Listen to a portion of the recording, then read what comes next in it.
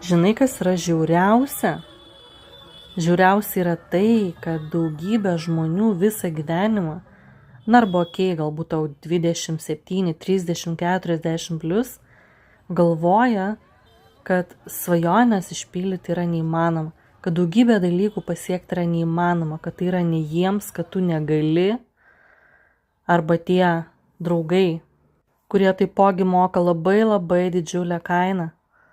Tai yra apatija ir depresija.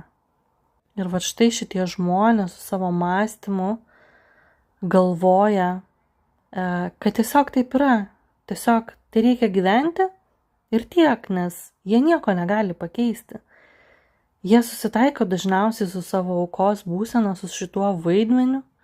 Jie leidžiasi programuojami. Jie mano, kad yra bejėgiai. Jie net nebando. Gyvenimas taipogi dažniausiai tokių žmonių būna neigiamas. Ir jie patys riboja savo galimybės ir netgi riboja tuos, kurie yra šalia jų. Kaip ten sako, nei savo, nei kitiems. Ir kągi daryti, paklausite, ir kągi daryti? O kaip jūs manote, kodėl daugybė žmonių kita pusė? Na, aišku, šita pusė yra žymiai mažesnė. Taip nori apie save sužinoti. Tai skaito, tai kažkur eina, tai kažkur domisi, tai kažkur dalyvauja, tai kažko mokosi. Na, aš čia tikrai galėčiau būti pavyzdys, nes bandau save pažinti visą gyvenimą ir tarytum paklausit, o tai ką ten tiek daug pažinti? O ten yra daugybė sluoksnių. Bet bent jau pirmosius sluoksnius nuėmus, patikėkit, gyvenimas jau pradeda keistis.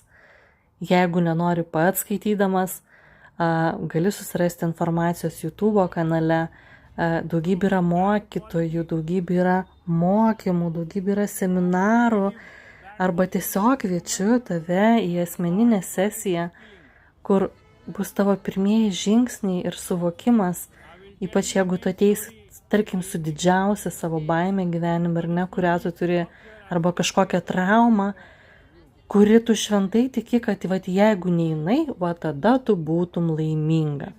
Jeigu nebūtų taip atsitikę, tada tai tu galėtum ten ir užgyventum ir pagyventum. O jeigu ne jis arba šita situacija, tai tu jau seniai būtum laiminga, turtinga ir sėkminga. Tai tokius įsitikinimus jūs galite ir patys pagauti ir pastebėti savo gyvenime ir su jais ateiti pas mane. Ten mes ne tik padirbėsime su tavo tuo įsitikinimu arba baimėmis, bet ten tu suprasi, kaip tavo vidinis balsas tave irgi atkalbės.